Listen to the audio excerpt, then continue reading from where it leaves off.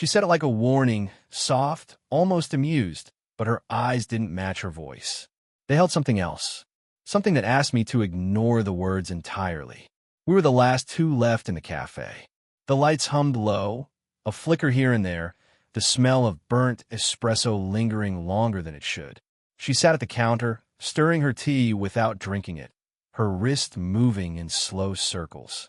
I should have been closing up, wiping tables, counting the till, but I didn't move. I couldn't. Her name was Clara. She'd been coming in for months, always around sunset, always alone. At first, it was small talk, books, music, whether that didn't matter. But lately, silence had started doing most of the talking between us. A comfortable kind at first. Then, not so much.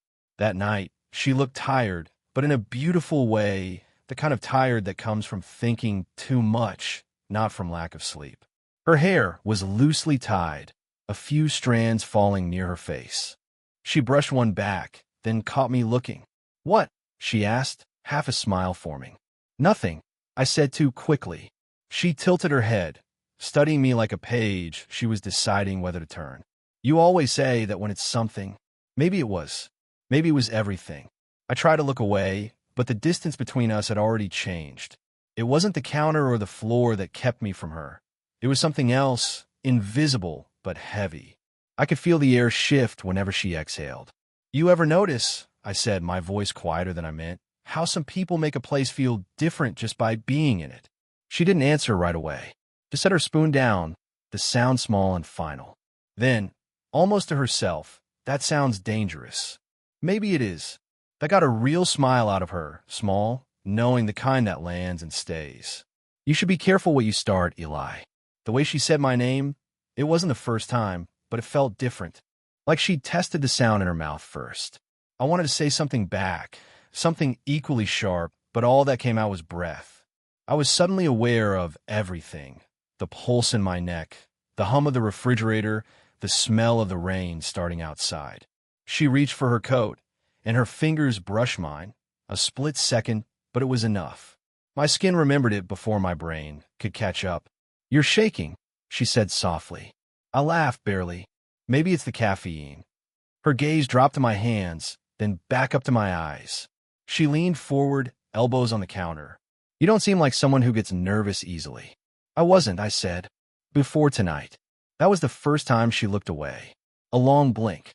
When she opened her eyes again, something unspoken passed between us. Regret, curiosity, maybe both. "I should go," she whispered, more to herself than me. I wanted to let her. I didn't. The silence stretched, not awkward, just held.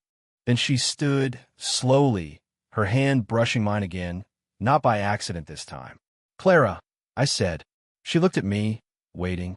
"If I'm supposed to be careful," I said, "then maybe you should stop looking at me like that." Her lips parted, no words, only breath, and then the doorbell chimed. Someone else had walked in. She turned, smile fading fast. "Close up soon," she said quietly, slipping past me toward the rain. But before she pushed the door open, she looked back just once, long enough to undo everything she just said. And that was how it started. It had been 3 days since she walked out into the rain. 3 days since she told me to be careful. And since then, that's all I'd been trying not to be. Clara came back on a Thursday. She always came in on Thursdays, same hour, same quiet grace. But that night, she hesitated at the door, like she was checking if she should. When she finally walked in, her eyes met mine for half a second too long. Enough to make everything I'd rehearsed in my head vanish. "You look tired," I said, breaking the silence. "Midterms," she answered, setting her bag on the counter. "My students think sleep is optional." I tried to convince them otherwise, but she trailed off with a soft laugh. I smiled. "You don't take your own advice either, do you?" That earned a glance, sharp, perceptive. She wasn't used to being seen. We slipped back into conversation like we'd been doing it for years, but something new hung between the words. When she brushed a crumb off the counter near my hand, her touch barely grazed my skin. Still, it felt deliberate. My body noticed before my mind could warn me not to. Her scent, faint jasmine and paper, stayed with me every time she leaned close. "So what's your excuse?" she asked. "For what?" For hiding here every night. I like quiet places, I said. Quiet, we're safe. That one landed deeper than she probably meant it to. I looked down at my hands. Safe, I guess. She studied me again, as if she could see through that answer. I wondered what made her hide here, what she came to escape. She told me once she'd been married, a long time ago, she said. Good man, just not the right one. I didn't ask more, but sometimes when she stared out the window too long, I caught pieces of the story she never finished. The room got quieter as the rain picked up outside. The lights dimmed slightly. The hum of the espresso machine filled the silence. She stood close enough that I could feel the warmth off her arm. People talk, she murmured suddenly, when they see something that doesn't fit their picture of normal. You mean us? She smiled, but it didn't reach her eyes. You're what, 25? 26. Right. And I'm 45, I said before I could stop myself. Her eyes lifted, not offended, just unguarded. You remembered. I remember everything you say. That broke the air open for a second. Neither of us moved. The sound of rain hitting glass felt too loud. Then she did something I didn't expect. She reached out, fingers resting on my shoulder. Just a touch. Barely there. But my heart forgot how to behave. Don't look at me like that, she said softly. Like what? Like you don't know better. Her hand stayed there a beat longer than it should have, then slipped away. But the warmth lingered. I turned as she picked up her bag, her voice low. You make this harder than it should be. And before I could say anything, she paused in the doorway, looking back again. Not with regret this time, with something riskier. That look stayed with me the rest of the night, long after she was gone. Saturday came with heavy clouds, and the cafe felt smaller than usual. The kind of day where sound carries too easily, where silence feels intimate. Clara came in late, drenched from the rain, hair clinging to her cheek. She didn't speak at first, just set her umbrella by the door and looked around like she was making sure no one else was there. You're soaked, I said. It started again halfway here. She smiled faintly, tugging at her sleeves. Didn't seem worth turning back. I handed her a towel from behind the counter. Her fingers brushed mine, colder than usual. While I didn't move my hand right away, neither did she. We both heard the sound, the bell over the door. Reflex. We pulled apart. It was Gabe, my coworker. Early. Hey, he said, shaking off rain. Didn't know you had company. Clara turned with practice calm. Just grading papers, she said, nodding at the stack she didn't have. I tried to act casual, but Gabe's eyes moved between us too long. Right, he said slowly, grabbing an apron. Well, don't let me interrupt. He disappeared into the storage room, but the spell had already cracked. Clara stood, clutching the towel, her voice low. We should stop meeting like this. You mean talking? I mean whatever this is. I want to say I didn't know either, but I did. Every time she walked in, I felt something stretch and fray inside me. Something I didn't want fixed. You could stop coming, I said. Her laugh was quiet, bitter. You think I haven't tried? When Gabe left early, the air between us filled again, denser, heavier. She stayed, helping me stack chairs, a silent truce neither of us named. At one point, she bent to reach a chair, and when she straightened, her face was inches from mine. Neither of us moved. Her breath hit my throat, soft and uneven. My hand brushed her wrist. Just a mistake, or almost. She didn't pull away. This is wrong, she whispered, but her body didn't agree. I know. She looked at me, really looked, and for the first time, I saw fear in her eyes. Not of me, but of herself, of how much she wanted this. Her fingers found the edge of my shirt, light as a question. If anyone saw us, they won't. You can't promise that. Her words trembled, not from uncertainty, but from wanting to believe me. Outside, thunder rolled. The lights flickered once, twice, then steadied. She leaned in just enough that I felt her lips part near mine. My heartbeat filled the room. And then, the vibration. Her phone, buzzing on the counter. She froze. Her husband's name, still in her contacts, even after the divorce. The screen glowed against the dark. She stepped back, eyes on the floor. I should go. Clara, don't, she said, but it sounded like she was pleading with herself. We stood there, caught in that half inch between what we wanted and what we couldn't have. She turned toward the door. And before she left, she whispered barely, "If I come back, stop me." She didn't look back this time, but I knew she would. It was after closing, a night like the first one. Quiet, storm building outside. Clara hadn't come in for a week. I told myself it was for the best. I told myself too many times. When the bell finally rang, I didn't even have to look up. My body already knew it was her. She stood there, hesitant, her hair damp, eyes rimmed with something close to exhaustion. "I shouldn't be here," she said. "I know, but you're still standing there. So are you." That broke the stillness between us. She closed the door behind her, locking it without asking. The click echoed louder than it should have. She dropped her umbrella. "You didn't stop me. You told me not to. Then why didn't you listen?" I didn't have an answer, not one that wouldn't sound like confession. She stepped closer, small steps, deliberate. I could smell the rain on her coat, the faint sweetness of the perfume she always wore too sparingly. "Every time I walk away, I tell myself that's it," she said. "That I'll forget this. You." Her voice cracked on that last word. "And do you?" I asked. She shook her head once. "You make me feel ridiculous. I'm supposed to have more control than this." She stood inches from me now, eyes searching mine like she wanted me to stop her and wanted me not to. "You think this is easy for me?" I said. "Every time you look at me like that, I forget how to be smart." Don't what? Say things like that." "Why not?" "Because they make it real." Something shifted in her face then. Fear, yes, but also surrender. Her breathing quickened. I reached up without thinking, brushing a wet strand of hair from her cheek. My fingers lingered too long. She closed her eyes, just for a second, like she'd been waiting for that touch longer than she'd admit. When she opened them again, there was no room left for pretending.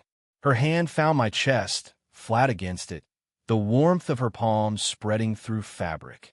"You shouldn't want this," she said, her voice trembling. "I do, and if someone finds out, I don't care." She laughed once, not joy, just disbelief. "You will. Then make me."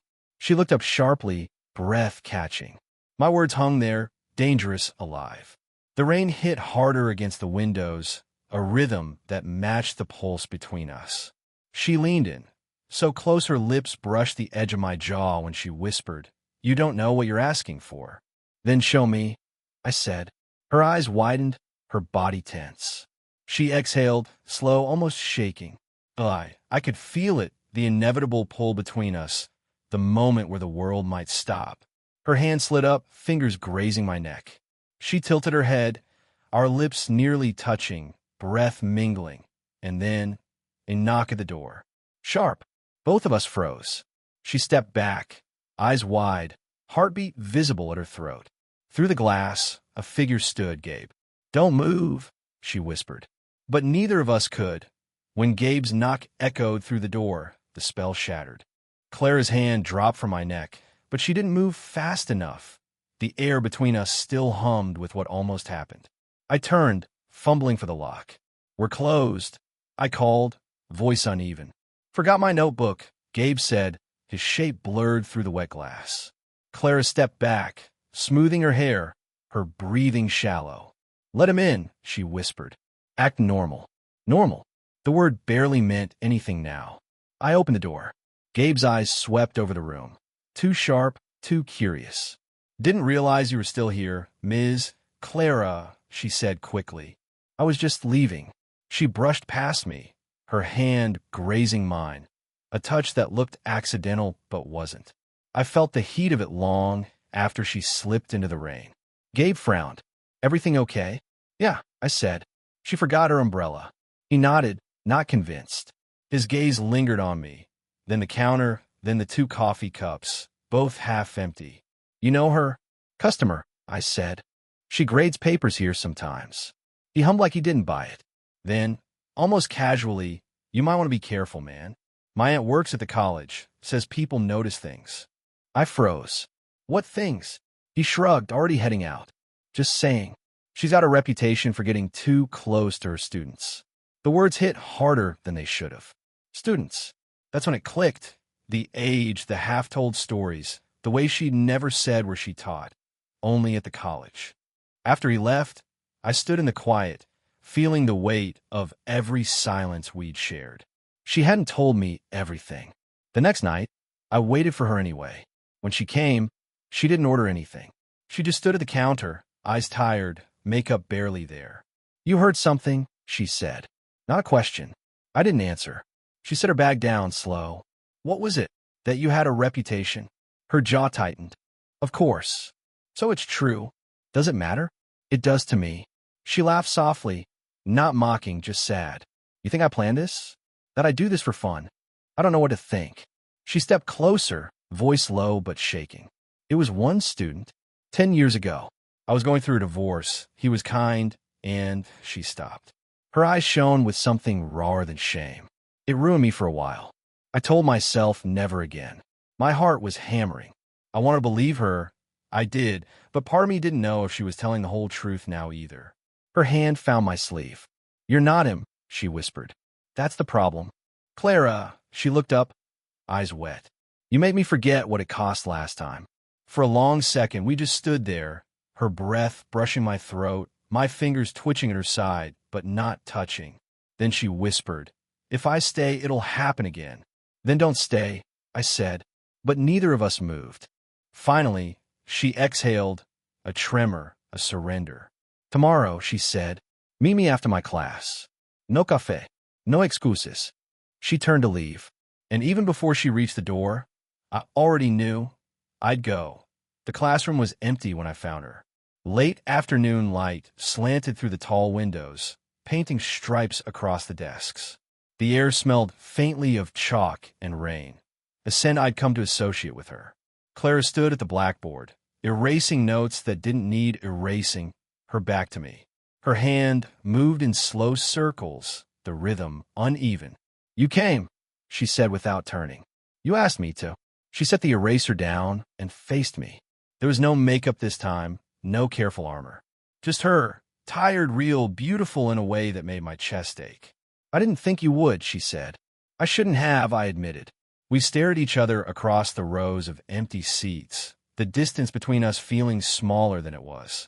"I keep trying to stop," she said, "to do the right thing. But the right thing feels like punishment." I stepped closer. "Then maybe it's the wrong thing." "That's not funny." "I'm not joking." Something inside her cracked then, not loudly, just enough for me to see it. The way she breathed in, shallow. The way her fingers gripped the edge of the desk, like she needed to hold on to something. "You don't understand what this costs me," she whispered. "Then tell me." She shook her head. "It's not about you. It's about everything I swore I'd never repeat. And yet, here we are," she finished for me, voice trembling. I reached out, slow, giving her time to pull away. She didn't. My fingers brushed her wrist, tracing the vein that pulsed beneath her skin. Her eyes closed. "You shouldn't." "I know." "Then why?" "Because you look at me like you're still waiting for someone to stay." That stopped her breathing. She opened her eyes, meeting mine. Whatever defenses she had left gone. The silence between us turned fragile, alive. She stepped forward until her hand rested on my chest. I felt her heartbeat against my palm. Too fast, too loud. "I can't promise you anything," she said. "Not a future. Not even tomorrow. I'm not asking for that." "Then what are you asking for?" I didn't answer. I just let my forehead rest against hers. The air felt thick, the room holding its breath with us. Her voice broke the silence. "This is the part where we either walk away or ruin everything." "Maybe both," I said. She laughed softly, and the sound almost undid me. Her lips were right there, close enough that I could feel the warmth of them, the shape of her hesitation. And then she whispered, "If I kiss you, it can't be undone." "Then don't stop," I said. For a second, she hovered, trembling between reason and want. Then she closed the distance.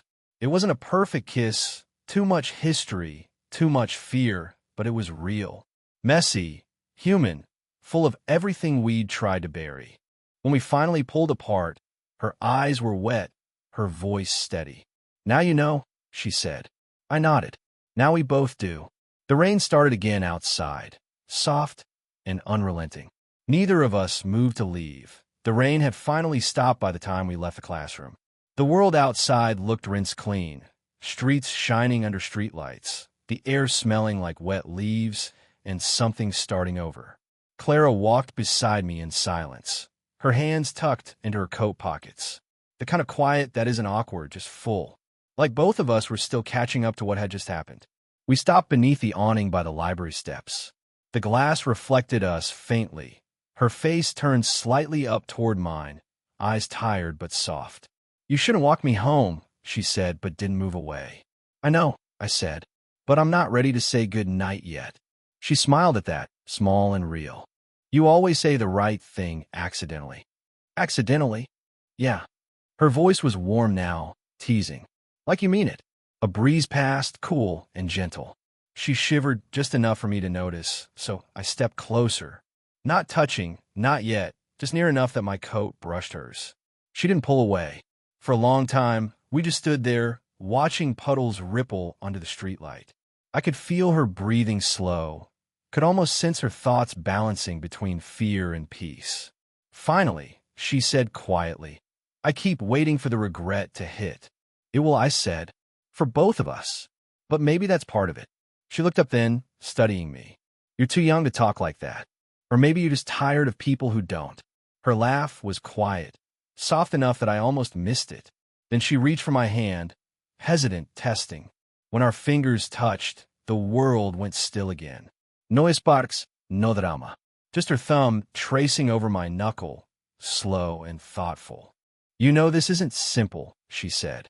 "I know, and people will talk. They already do." She sighed, then leaned her forehead against mine. "You're impossible. Maybe that's why you like me." Her breath brushed my lips, her voice a whisper. "That's exactly why." I wrapped my arms around her then, not pulling her close, just holding her there, letting the warmth fill the space between us. It wasn't the wild heat of before. It was something steadier, something that felt like truth. She stayed there a long time, her head against my shoulder, both of us just listening to the sound of the city, to the small, quiet rhythm of being finally seen. When she lifted her head, her eyes met mine. No fear this time, no hiding. Just a simple certainty. "Tomorrow," she said, "we start figuring out what this really means." I nodded. "Together." And she smiled, that rare, honest smile that made everything else fade. We walked on, side by side through the damp streets. Not careful anymore, just human. Did you enjoy the story? What kind of stories would you like to hear next?